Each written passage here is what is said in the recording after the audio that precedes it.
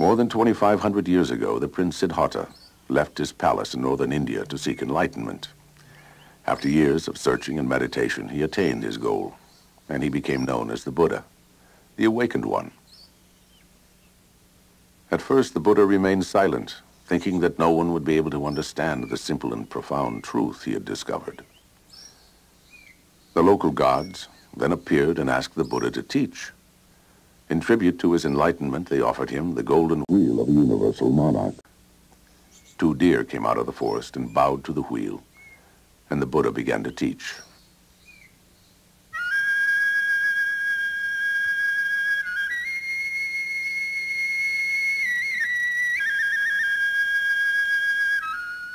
For 40 years, the Buddha taught throughout India.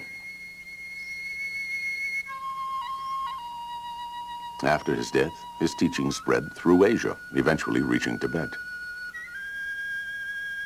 While Muslim invasions destroyed Buddhism in India, the teachings of the Buddha flourished in Tibet.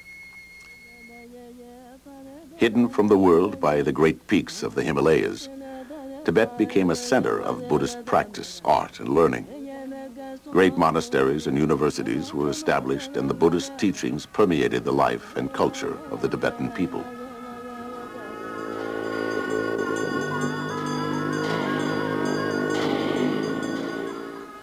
Four major schools of Buddhism developed in Tibet: the Nyingma, the Kagyu, the Sakya, and the Gelugpa school of the Dalai Lamas. The Kagyu, or lineage known as the sacred word, was transmitted by the Indian scholar and meditation master Naropa to the Tibetan Marpa in the 11th century, and from Marpa to Tibet's great yogi and poet Milarepa.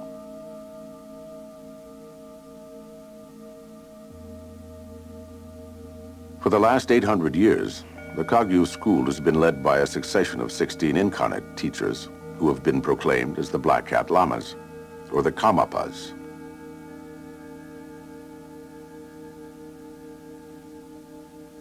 Uniquely, each Karmapa has foretold the circumstance of his next rebirth. The 15th Karmapa, Rigpe Dordże, died in 1922.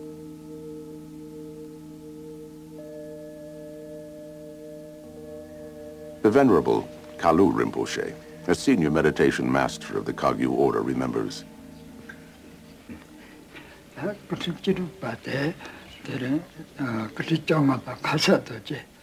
the 15th Karmapa was on his deathbed, he wrote a letter predicting the birth of the 16th Karmapa, the year, the month, the name of the mother, and that he would be born on the full moon day. The 16th Karmapa was born and then found according to this prediction.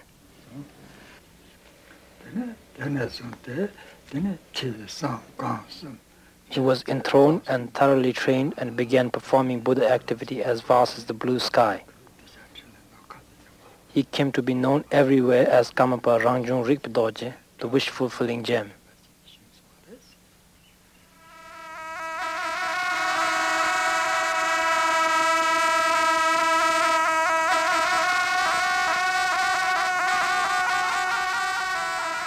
Rangdziung Rigpe Dordże, the 16th Karmapa, was born in Tibet in 1924.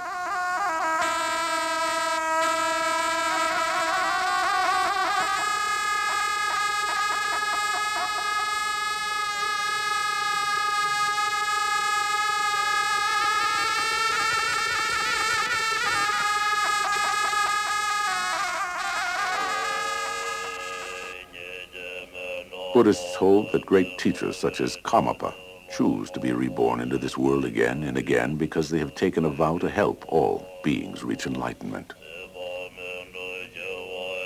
According to a Tibetan scripture, the fame of the lineage known as the precious Kagyu is proclaimed in the world by a drum whose sound is all-pervasive. The Karmapas point out the great highway by which the Buddhas have become enlightened.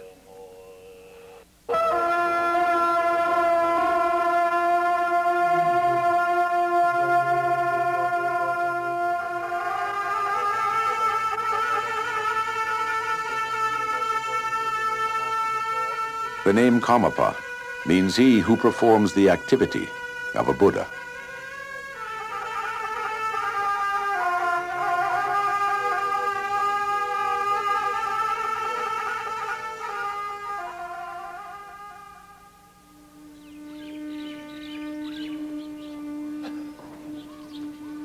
The Karmapa now has his seat at Rumtek Monastery in Sikkim, India.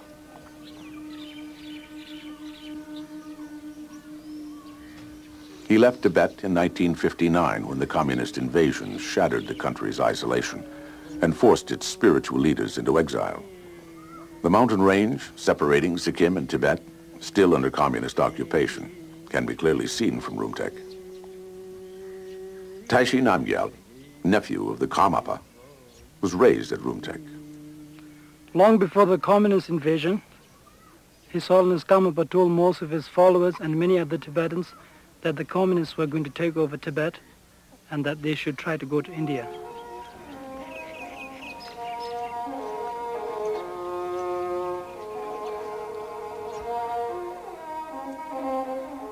As history goes, the ninth Karmapa had built a monastery at Rumtek. So the king of Sikkim and people of Sikkim invited His Holiness to stay in his own monastery there.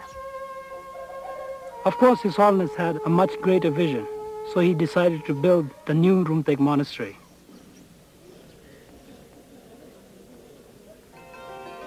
In keeping with Tibetan tradition, a lay community has grown up around the monastery. The Tibetan refugees just wanted to live with His Holiness, to live at Rumtek Monastery, and to practice Buddhism.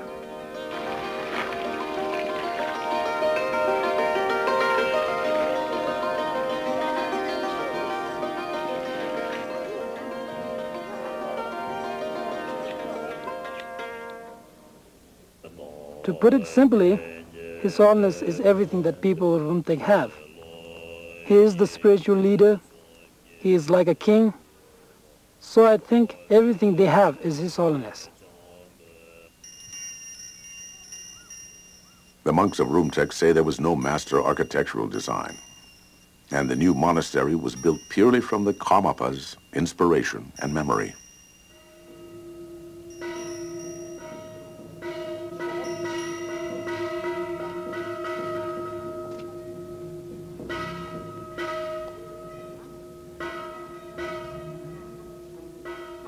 Many of the 250 monks at Rumtek are children who have been placed in the Karmapa's protection by their parents to receive an education and training in the Buddhist path. Once they are grown, they are free to leave the monastery or remain and renew their vows.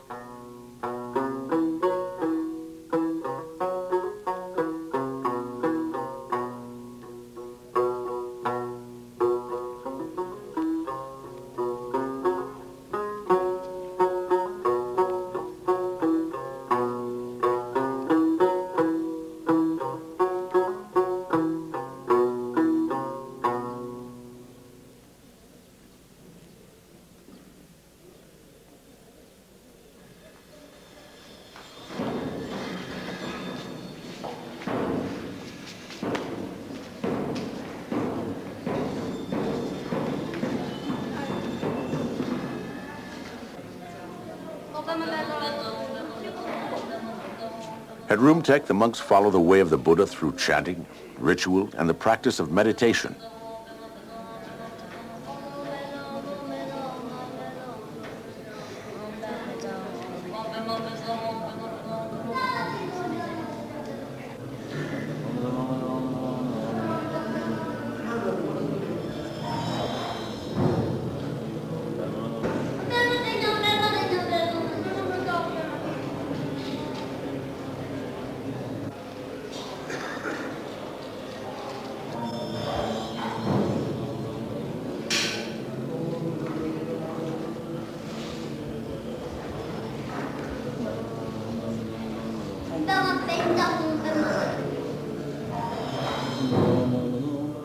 Meditation practice is the very basis of the Buddha's teachings. His Holiness Dingo Khyentse Rinpoche, a great meditation master of the Nyingma school, talks to a Western student about the practice of meditation. An average person's mind is full of thoughts and confused. In order to calm this down so that we can understand our mind, we do the meditation practice called shamatha, or peace. For example, if you place a bottle lamp outside, the wind blows the flame back and forth. In order to calm the flame, we place glass around it. The flame is like our mind, and the glass is like shamatha meditation. In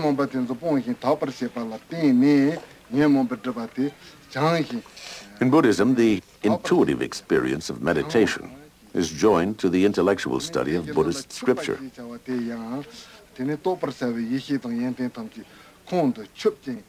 The course of study at the Nalanda school at Rumtek takes 11 years.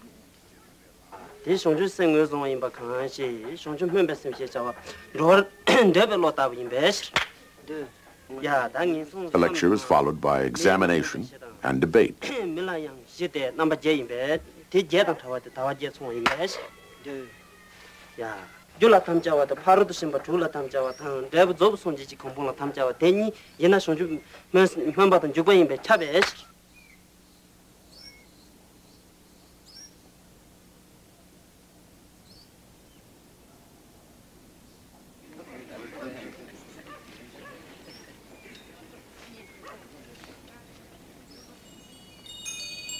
To fully integrate study and meditation practice, each monk undertakes a retreat of 3 years, 3 months, and 3 days at this meditation center above the monastery. Close to the retreat center are the personal quarters of the Karmapa.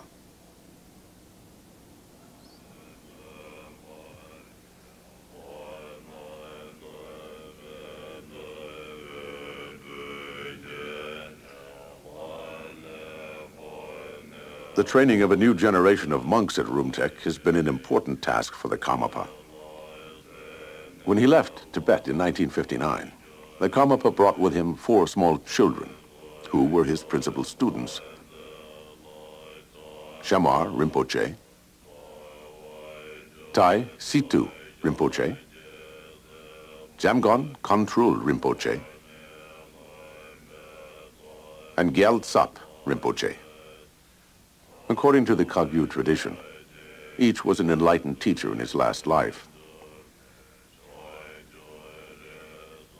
They were all discovered by the Karmapa as infants. His Eminence, Jamgon Kongtrul Rinpoche.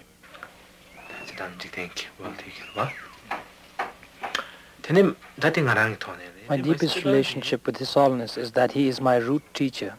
He is my spiritual and temporal guide. This relationship goes back to many previous lives, which is something unexpressible, not just for 1 or 2 lives, but for a long, long time. The Karmapa pays attention to every detail in his students' lives. Here he instructs the young Shamar Rinpoche, also known as the Red Hat Lama, in the practice of meditation.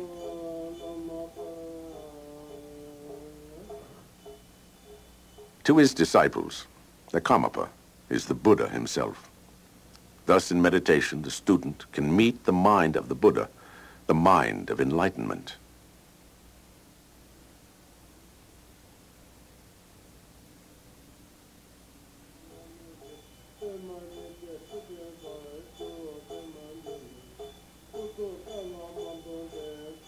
His Eminence, Tai Situ Rinpoche.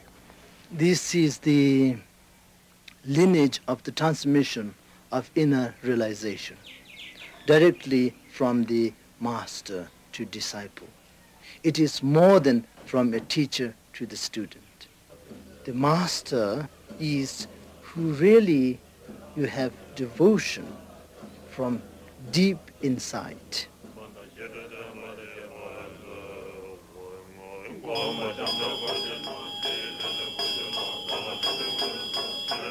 When they are ready, the students receive the most advanced teachings of the lineage. The purpose of these teachings is to cut through all self-deception so that the wisdom and compassion of a Buddha may be born in each of them.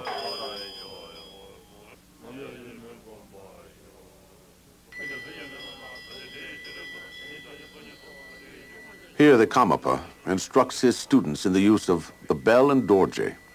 In this practice, the bell signifies knowledge and wisdom, and the Dordże signifies the power of compassion.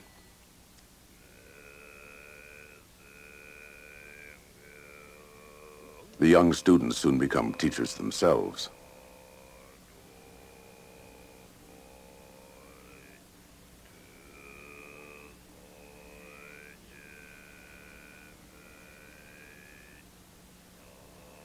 Tai Situ Rinpoche is now in his late 20s.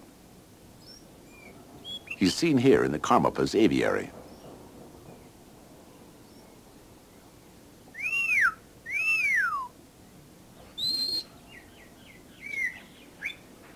In the whole world, let's say, the older beings, there is nobody who wanted to be suffered. And the Dharma is, what is the cause of suffering? What is the suffering itself? What is the cause of happiness? What is the happiness itself? As older beings don't want to be suffered, to accomplish or fulfill this wish for the old being, that is very, very basic meanings of the Dharma.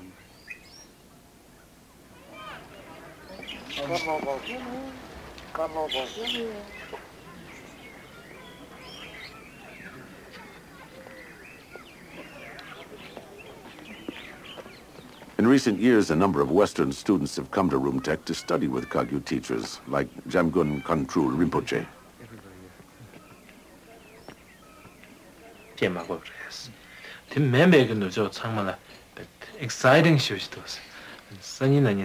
I've noticed through my own experience with the West that the new student gets very excited, hoping for immediate results. In Buddhism, one is required to go through various stages. It is a step-by-step process in which you receive teaching from your teacher and then follow his instructions one by one. If you rush up a ladder in order to get to the top more quickly, there is a chance that you might fall and break your head. When you study Buddhism, you have to go in a gradual way, not hoping to get enlightened the next morning when you wake up.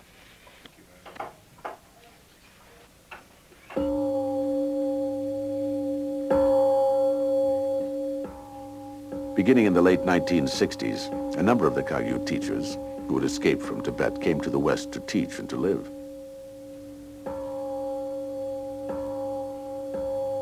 By the mid-70s, there were several thousand Westerners studying with these teachers in Europe and in North America.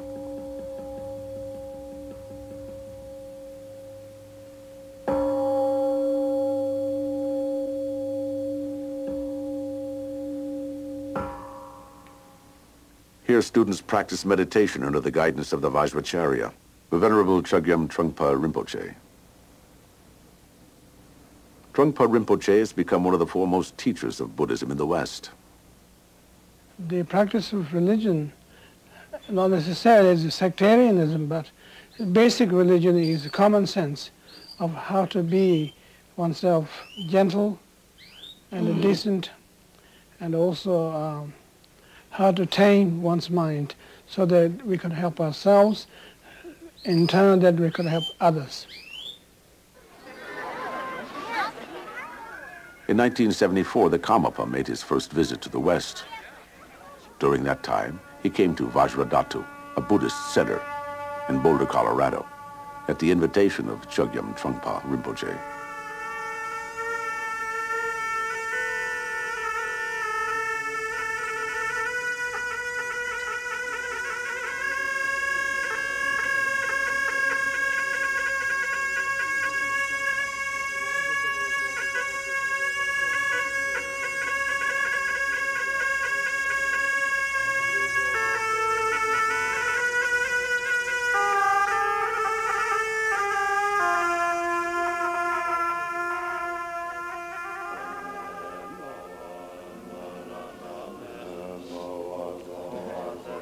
The Vajra regent, Ursel Tenzin, the principal student of Chogyam Trungpa Rinpoche, first met the Karmapa at that time. As soon as I saw him for the first time, it was breathtaking in a way. When he appeared on the scene, it was like the sun coming up in the morning in a cloudless sky. It just brightened up everything, illuminated the whole environment, you know. And more than that, he actually could affect people's lives so that they somehow shed their burden about themselves. And just seeing him made us happy, made me happy. I remember that in a simple way. A simple gesture made you feel like there was a very definite goodness in the world. Very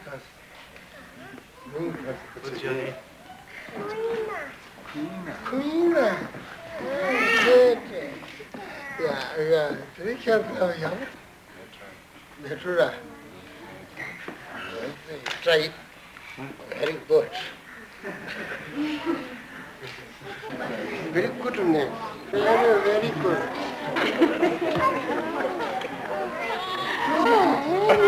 Hi, Adi, hi. Like this? Take care. Very good.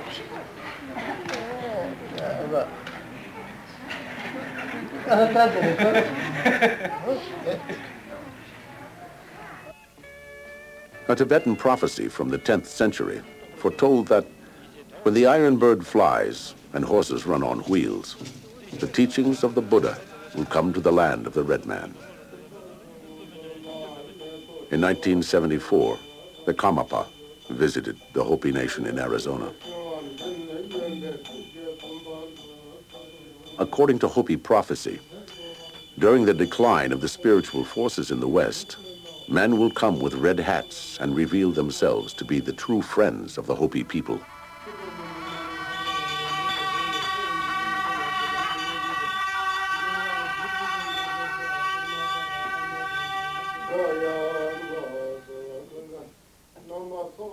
The Karmapa was recognized as such a man.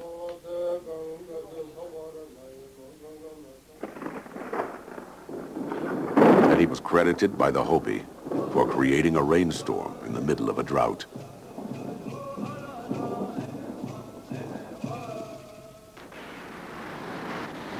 The last stop on the Karmapa's tour of the United States was San Francisco.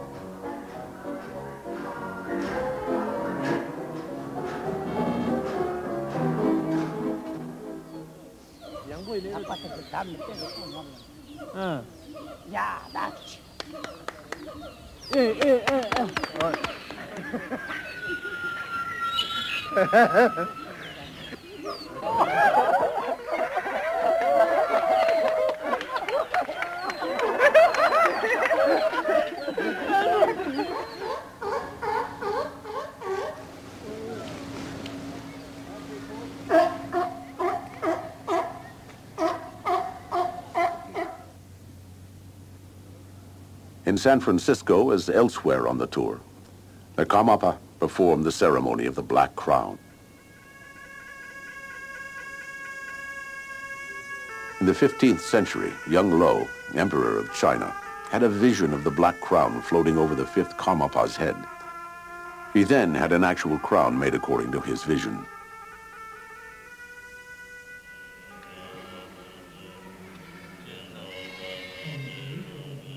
Chogyam Trungpa Rinpoche.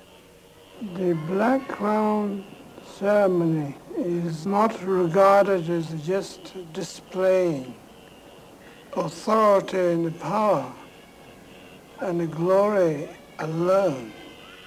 When he puts the Black Crown, he transforms himself into the Buddha of compassion, and it creates various wonders in the people's mind, and they begin to become part of His Holiness's mind.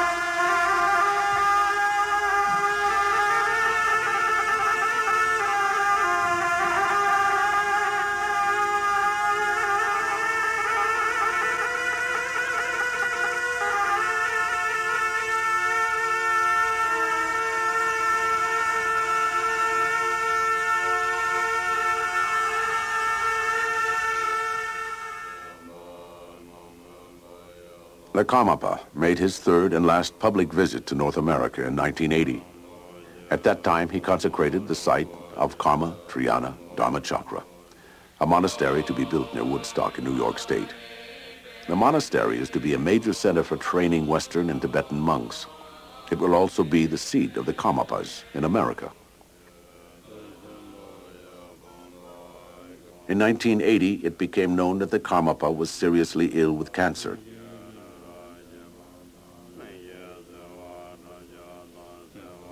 The following year, the Karmapa died in a hospital in Illinois.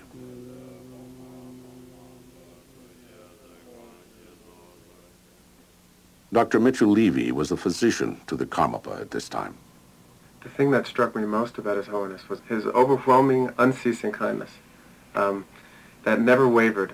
It was the unwavering quality. Watching, as a physician, an unstoppable illness ravage his body, and yet this kindness that never stopped. Every morning, I would go in and ask him, "Are you having pain?" And he would always say, "No." And towards the end, it became sort of a running joke, so that the first thing in the morning when I'd go in to see His Holiness, before I could say anything, he'd smile at me and say, "No, no pain, no pain." It was very confusing to the staff.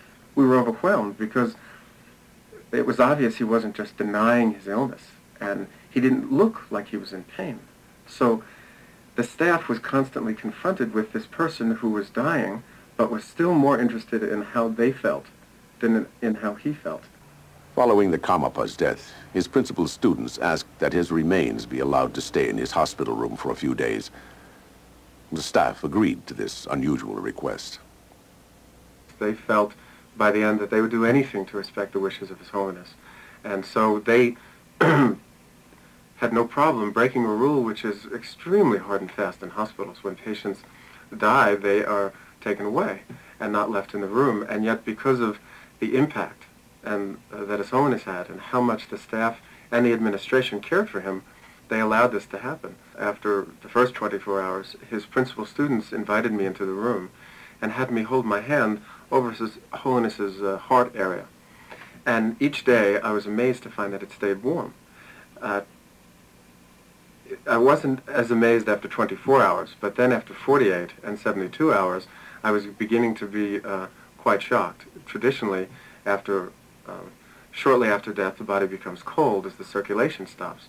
And in His Holiness's case, there was a definite warmth over the area of the heart. As a physician, I have no explanation for this.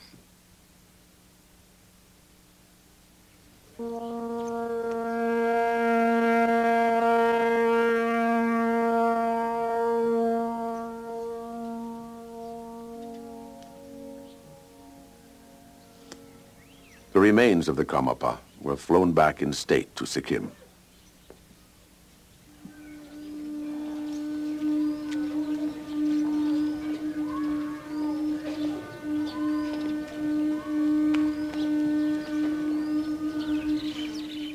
At Rumtek, the remains were placed within a central shrine in the posture of sitting meditation. Tashi Namgyal. In the beginning, when they heard the news, nobody would believe, Nobody.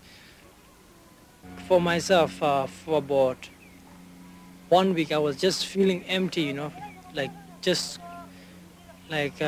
as if I was thrown from a plane, from a great distance, just empty, that's all.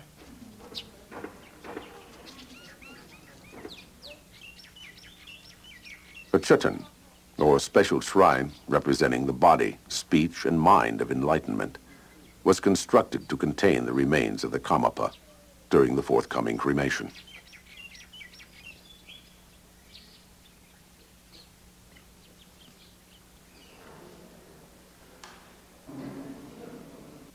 During the 7-week interim period, ceremonies were performed continuously at the monastery.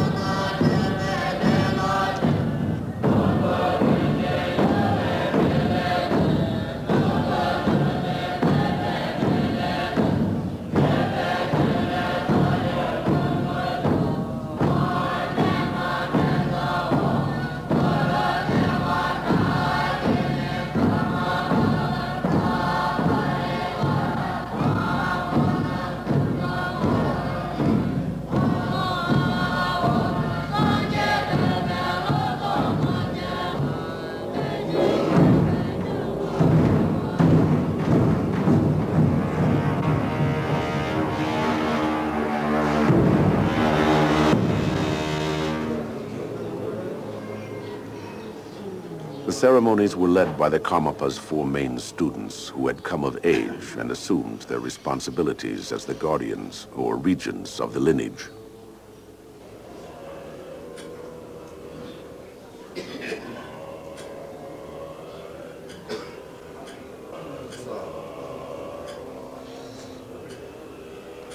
Taisitu Rinpoche. All the rituals of Buddhist practice, they are not just a cultural thing. The Kala Chakra is one of the highest Vajrayana and ritual. For the cremation of His Holiness Karmapa, we're doing this Kala Chakra to purify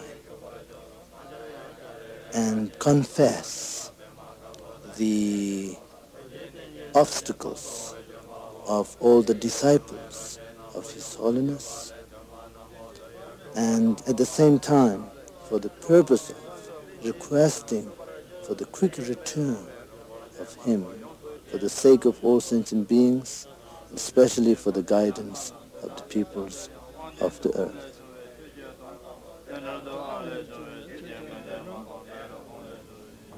Chogyam Trungpa Rinpoche arrives from America with some of his Western students.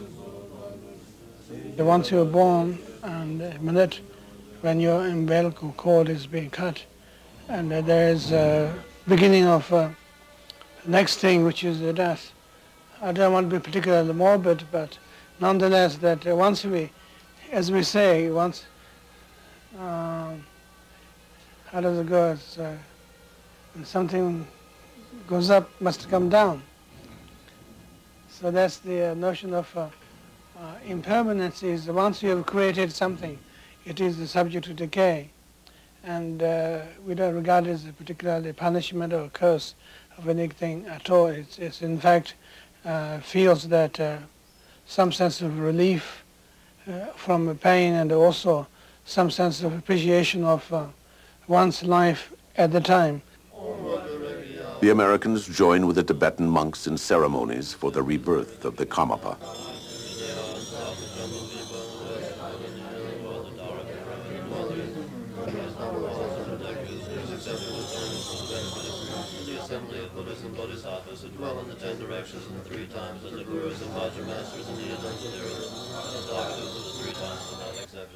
They chant, "The excellent wealth of gods and men, complete and flawless, I set out before you and offer to you.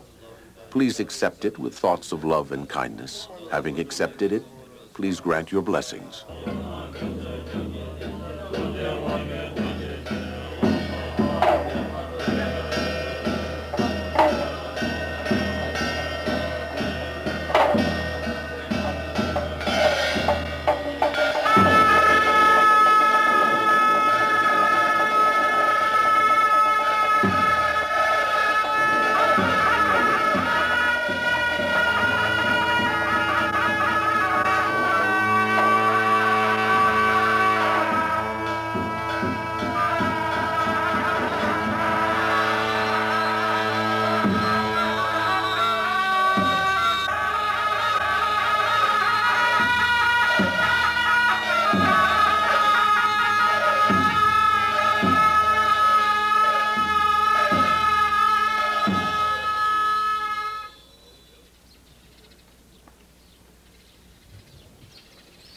Dawn on the day of the cremation.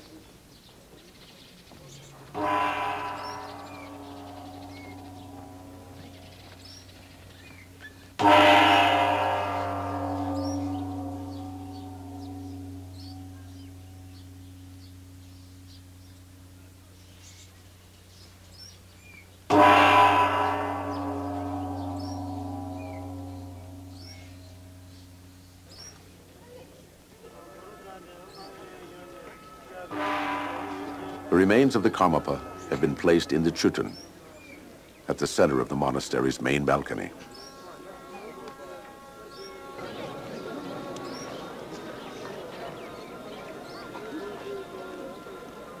A crowd of over 10,000 is gathered. including representatives of all sects of Tibetan Buddhism.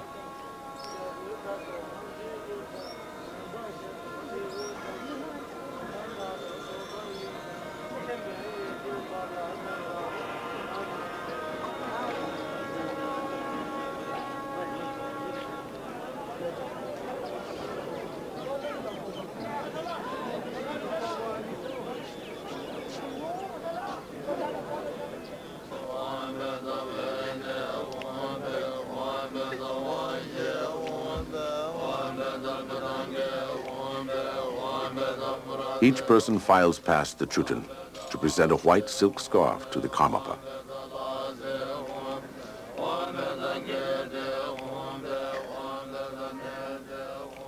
The Indian governor of Sikkim comes to pay his last respects. The royal family of Bhutan.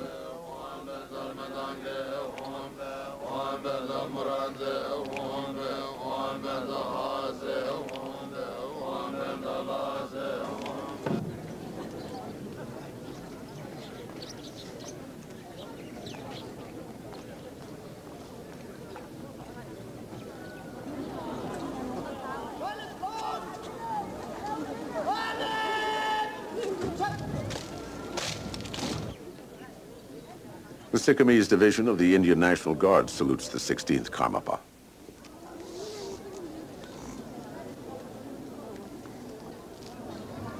Ursel Tenzin. I last saw the Karmapa about a week before his death. His eyes were perfectly clear, and when we looked at each other, there was a common understanding of death as not being a big deal, particularly, but an ordinary experience, the same as birth, and the same as every experience that we have in our life, that we relate to it in a very direct and simple way. And knowing that it would probably be the last time that I saw him, I put my head down to receive his blessing. And at that point, I just began crying. And I cried, and he touched my head.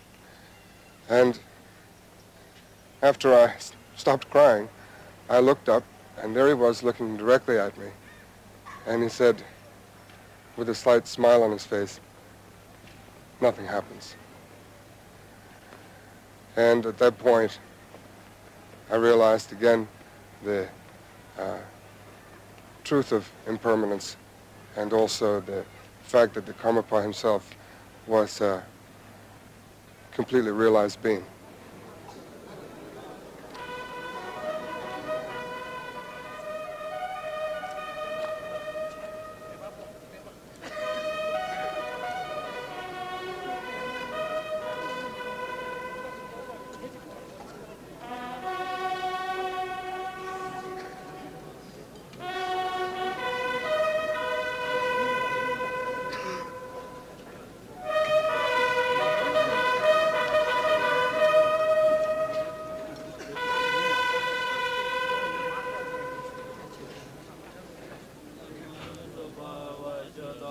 By tradition, the cremation fire must be lit by someone who has had no personal relationship with the Karmapa. A monk has been found who has only recently arrived from Tibet. As the fire is about to be lit, a rainbow appears in the blue sky.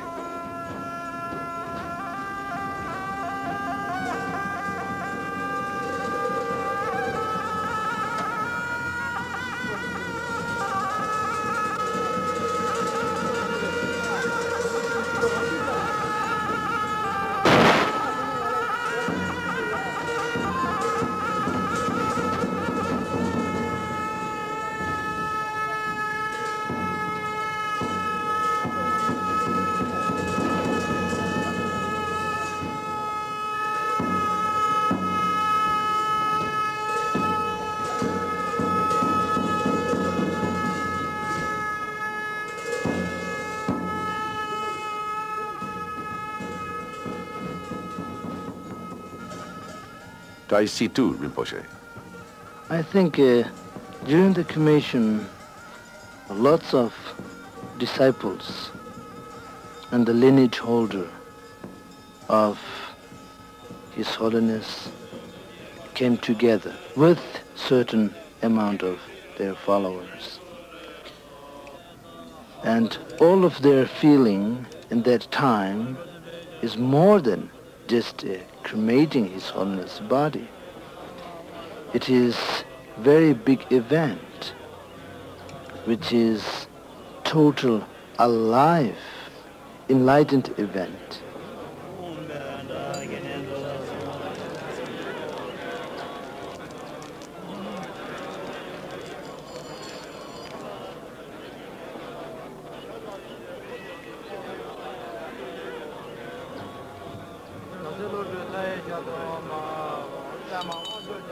The four regents of the Kagyu lineage wear princely robes and crowns which represent the enlightened wisdom of all Buddhas.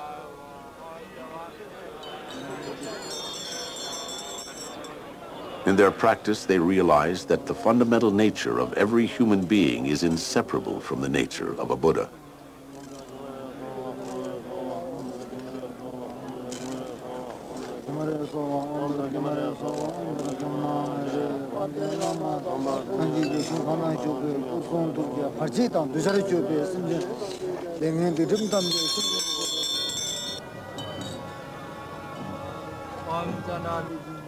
Their Eminences, Shamar Rinpoche, Tai Situ Rinpoche, Jamgon Kontrul Rinpoche, and Galsap Rinpoche will be responsible for the teaching and the training of the 17th Karmapa, just as the former Karmapa once trained them.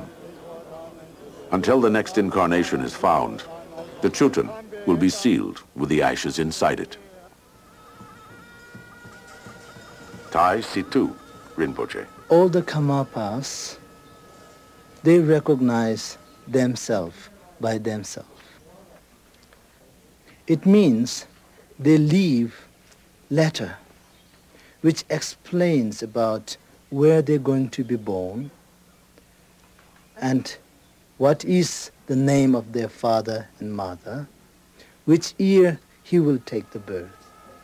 Our 16th Karmapa left letter, and this letter will be opened on the right time, and we will find out everything from that letter. There's no doubt about it. We have experienced that the death of His Holiness, or passing away into the nirvana of His Holiness, and that is regarded as message to us to realize the meaning of impermanence, futility of world, and nonetheless that he left a very strange mixture of joy and sad together. And his funeral was somewhat a celebration, but at the same time it is mark of future joy.